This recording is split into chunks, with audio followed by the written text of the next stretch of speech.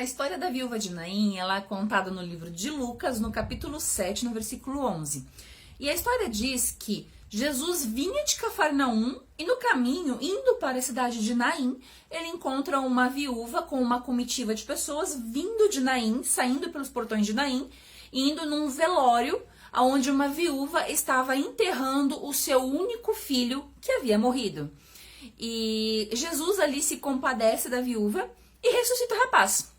Bom, essa história é uma história de ressurreição, ela já é impressionante por si mesma, mas ela tem um pouco mais de profundidade. Porque Jesus, ele estava saindo de Cafarnaum. A palavra Cafarnaum significa alguma coisa, ela tem um significado. Desordem, lugar de desordem, de desorganização, lugar onde você acumula ou guarda coisas de forma desordenada.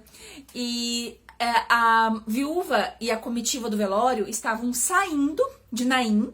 E Naim também significa alguma coisa. A palavra Naim, ela significa aconchego, lugar de descanso, tranquilidade, calma. Então aqui a gente tem dois opostos. Jesus saindo da desordem e indo para o lugar da calma e da tranquilidade. E a mulher saindo do lugar da calma e tranquilidade e indo para o lugar da desordem. Então aqui a gente tem os dois opostos, onde eles se encontram no meio. Só que é um pouco mais profunda essa história, porque a mulher era uma mulher viúva e seu único filho havia morrido. Uma mulher viúva naquela época não tinha direito de herdar os bens do marido falecido. Então passava-se para os parentes mais próximos, no caso, os filhos homens, né? Então ela tinha um filho, quando o marido morreu, ela tinha ainda a esperança de um futuro no coração dela, porque ela tinha um filho e esse filho cuidaria dela, então ela não estaria desamparada, ela ainda estaria no lugar do aconchego e calma, Naim. Mas então acontece algo terrível, que acaba com todas as esperanças dela. O filho, o único filho, morre.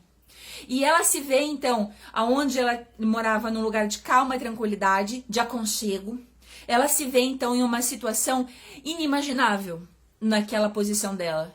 Ela se vê indo agora para um lugar de desordem, saindo de Naim e na direção de Cafarnaum. Ela não estava indo para Cafarnaum, ela estava indo na direção, mas ela estava saindo do lugar do aconchego e da calma e da tranquilidade, com toda a desesperança dela, porque junto com ela, ela estava trazendo um caixão aonde estava todo o futuro dela.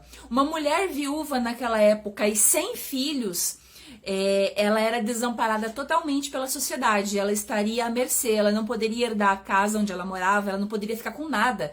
Tudo que ela tinha não era mais dela. Então, ela não estava perdendo apenas as pessoas que ela amava, o que já é muita coisa. Ela estava perdendo todo o futuro que ela tinha.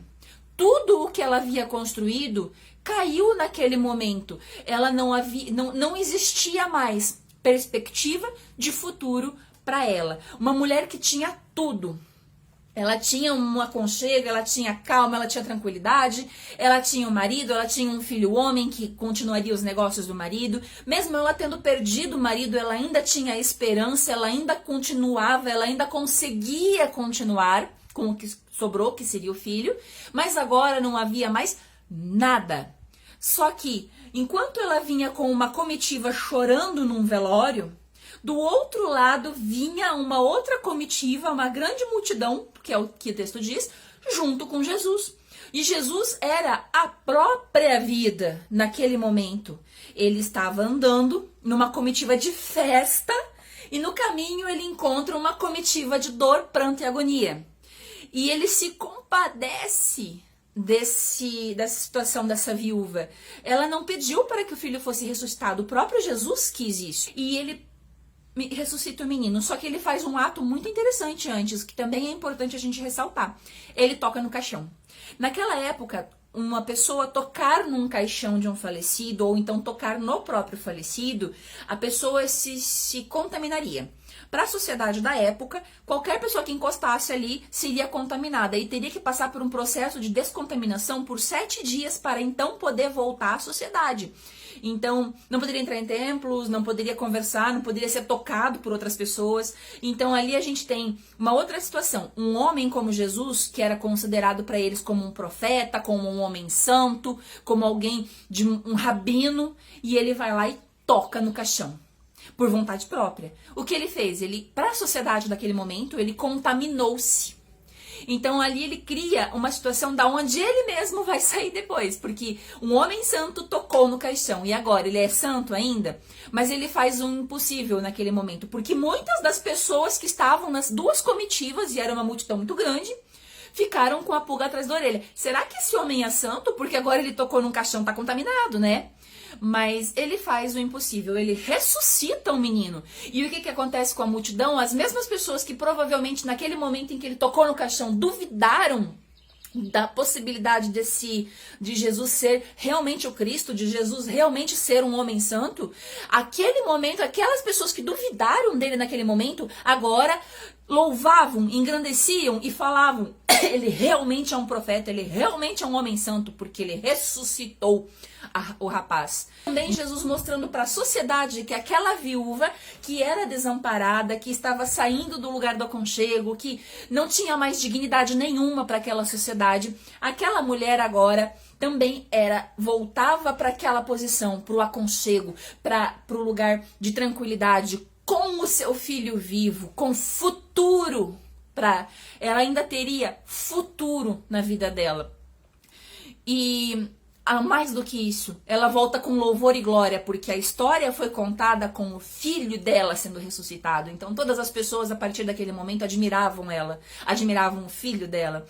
Então talvez a nossa vida se encontre na mesma situação da história da viúva de Naim. Talvez a gente esteja saindo do lugar de calma e aconchego agora, e talvez tudo que a gente veja pela frente é uma perspectiva de fracasso e derrota, é uma perspectiva de que não existe mais futuro pra gente.